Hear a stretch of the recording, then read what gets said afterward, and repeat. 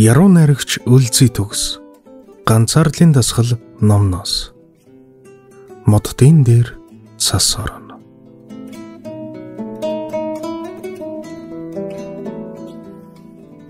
Моддын дээр цас орно.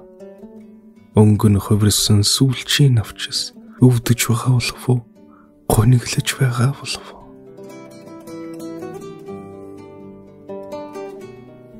Авгайх намгүм цас. Авгайх амьдрал навчис. Авгайх үхэл намар. Аль нас нь би харцаа салгаж чадахгүй нэ. Моддын дээр цас орно.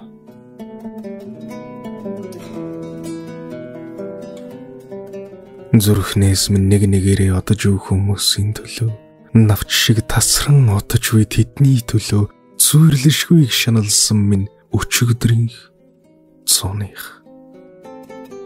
Моддын дээр цас орно. Харин одоо цээжинд минь аль хэдийн гэрэл хачин намгүм цас моддын дээр.